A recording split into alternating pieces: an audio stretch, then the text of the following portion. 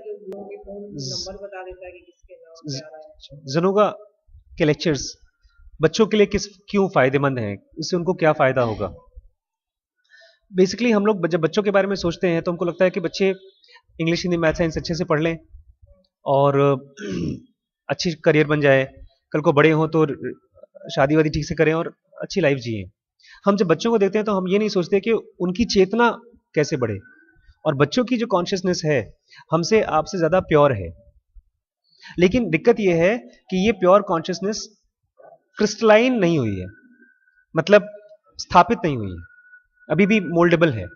एक शीश है, जैसे शीश के अंदर में जो प्योरिटी है वो गौरी से ज़्यादा है, क्योंकि उसके मन में क्वेश्चंस अभी आंसर्स के फॉर्म में नहीं बने हैं, कॉन्सेप्ट्स के फॉर्म में नहीं बने हैं।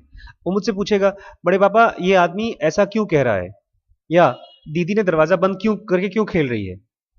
लेकिन अगर यही चीज बड़ा आदमी हो तो बोलेगा, दरवाजा बंद करके तुम क्यों खेल रहे हो, बंद करो खोलो। तो जो बच्चों को अगर जिनोगा क्लियरली समझ में आ सके तो उनकी चेतना फटाफट प्योर फॉर्म में क्रिस्टलाइन हो जाएगी, तो वो हमसे और आपसे जल्दी ग्रो करेंगे। Number one. नंबर टू, कि ये कॉन्सेप्ट बच्चे 10 साल बाद सीखें। जैसे आपने मुझसे पूछा कि जो बड़ा है, जिसके पास ये वोकेबलरी है चेतना की, कॉन्शियसनेस की, उसके लिए तो ठीक है। लेकिन ये जो कॉन्शियसनेस है आपको और हम लोगों को, जब तक हम कॉलेज में नहीं जाएंगे कोई बताएगा भी नहीं।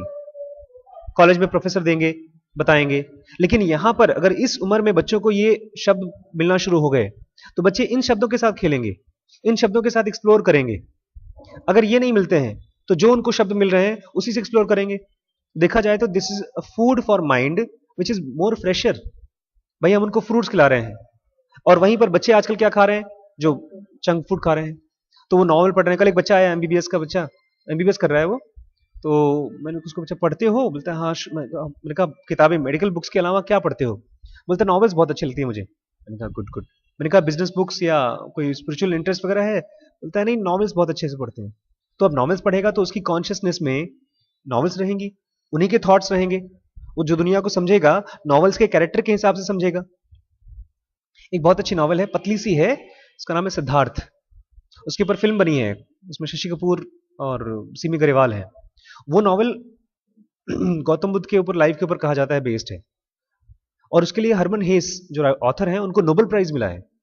तो अगर एक बच्चा वो नॉवेल पढ़ता है तो उस कैरेक्टर के साथ आइडेंटिफाई करेगा। लेकिन अगर एक बच्चा कोई नॉवेल, जैसे हमारे फ्रेंड हैं उन्होंने नॉवेल लिखी है कि लास्ट में वो हीरो सुसाइड कर लेता है, तो बच्चे को जो अगर हीरोज के साथ आइडेंटिफाई करेगा तो जो नेक्स्ट थॉट आएगा वो ये आएगा कि सुसाइड किया मैं भी कर सकता हूँ।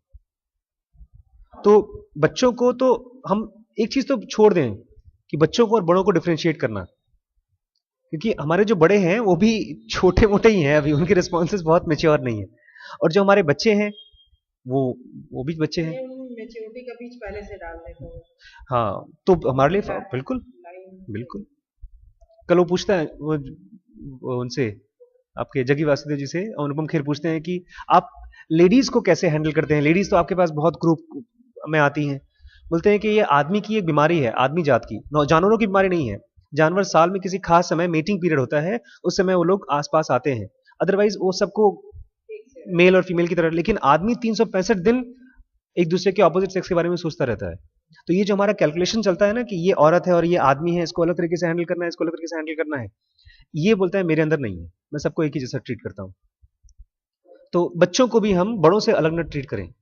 हमने देखा है कि बच्चों को हम डांटेंगे, खाना खा लो, एक रोटी से फायदा नहीं होता, लेकिन बड़ों को हम बोलेंगे ठीक है नहीं खाने का मन है तो मत खाओ। कल मेरी बड़ी बहस हो गई रिम्पी के से, बोलती है अच्छा दूध पीने के लिए अगर मैं बच्चों को बोल रही हूँ तो दूध नहीं पिएंगे तो हड्डी कहाँ से मजबूत होगी। मैंने कहा मुझे तो नहीं बोलती तुम दूध पीने के लिए, तुम मत पियो तो कोई बात नहीं। इसमें वो समर हिल में बहुत क्लियरली कहा है कि बच्चों को आप खाने के लिए खासतौर से। बोलती है अच्छा तब तो ठीक है, फिर मैं ब्रश करने के लिए भी नहीं बोलूंगी रात को, बच्चा ब्रश भी नहीं करेगा। मैंने ब्रश करने के लिए मैंने कहा शरीर में कैपेसिटी की जरूरत नहीं है, हो सकता है उसको पेट में भूख ना हो, खाने के लिए भूख चाहिए, लेकिन ब्रश करने के लिए भूख नहीं चाहिए, आदत चाहिए। तो वो आदत धीमे धीमे ट्रिफल्स है। तो बच्चों को हम बड़ों की तरह अगर सोचना शुरू करेंगे तो हमको उनकी प्रॉब्लम अलग तरीके से दिखाई देंगी, और ये फिर उस कॉन्टेक्स्ट में बहुत ही ज्यादा सार्थक दिखाई देगा।